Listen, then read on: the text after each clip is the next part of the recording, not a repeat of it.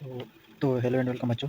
तो आ चुके हैं फिर से हम एक नए वीडियो के साथ। तो आज हम पढ़ाने वाले हैं 7th क्लास का अतीत से वर्तमान, जो कि यहाँ पर दिख रहा होगा।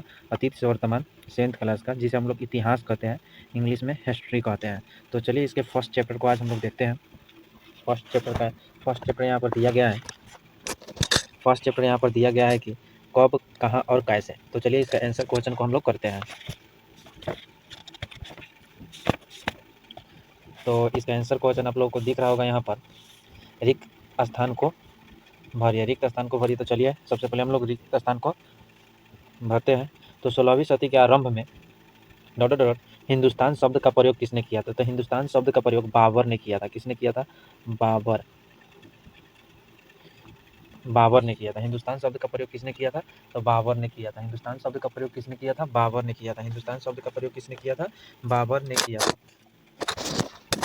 उसके बाद यहाँ पर दूसरे नंबर दिया है कि डॉट डॉट एक विशेष प्रकार का फारसी इतिहास है। डॉट डॉट एक विशेष प्रकार का फारसी इतिहास है। तो चलिए एक विशेष का प्रकार का फारसी इतिहास है। तो तारीख, इसमें तारीख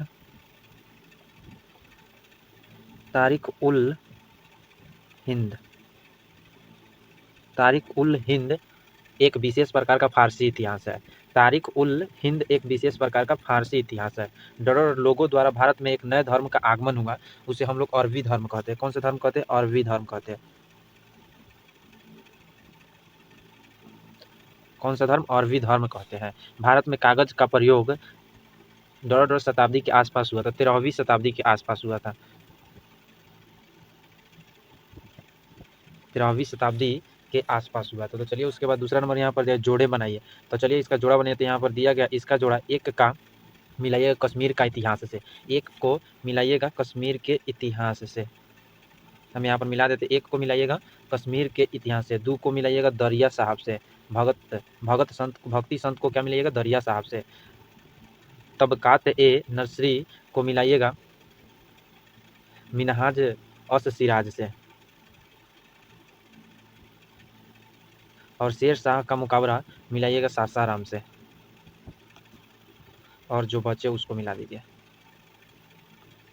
तो यहाँ तक हो गया होगा। तो चलिए आगे हम लोग देखते हैं।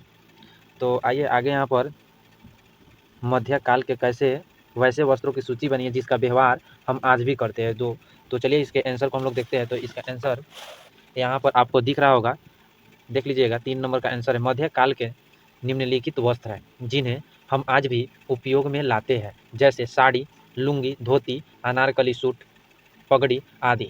ऐसे बहुत सारे पहनावा है जिसको हम आज भी उपयोग करते हैं। तो चलिए आगे की क्वेश्चन को देखते हैं हम लोग।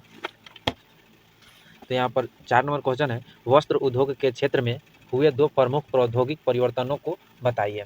तो चलिए इसका भी आंसर देख लेते हैं हम लोग। तो यहाँ पर है, इनमें वाणिज्य व्यापार और शहरी जीवन की रफ्तार धीरे धीरे बढ़ने लगी। इसमें विज्ञान तथा प्रौद्योगिकी के विकास की भूमिका महत्वपूर्ण थी। उत्पादन के क्षेत्र में आय तक निजी परिवर्तनों के फलस्वरूप नगरों के विकास एवं उनकी संख्या में वृद्धि हो रही थी। यहाँ तक लिख लीजिएगा। उसके बाद है, कागज का आविष्कार सर्वप्रथम कहाँ हुआ था? तो चलिए कागज का आविष्कार सर्वप्रथम कहाँ हुआ था? तो कागज का सबसे पहले कागज 100 ईस्वी के आसपास चीन में बनाया गया था। यानी सबसे पहले कागज का आविष्कार कहाँ हुआ था? तो चीन में हुआ था। और कब हुआ था? तो 100 ईस्वी के आसपास हुआ था। अपने देश में कागज का प्रयोग 13वीं शताब्दी के आसपास हुआ था। यानी अपने देश भारत में कागज का प्रयोग 13वीं शताब्दी के आसपास हुआ था। तो आशा करते हैं कि यहाँ तक आप लोगों को अच्छा से दिख रहा होगा। और लिख लीजिएगा और इसका स्क्रीनशॉट ले लीजिए। आशा करते हैं कि आप लोग इसका स्क्रीनशॉट ले लेंगे होंगे। उसके बाद इसका भी ले लीजिए।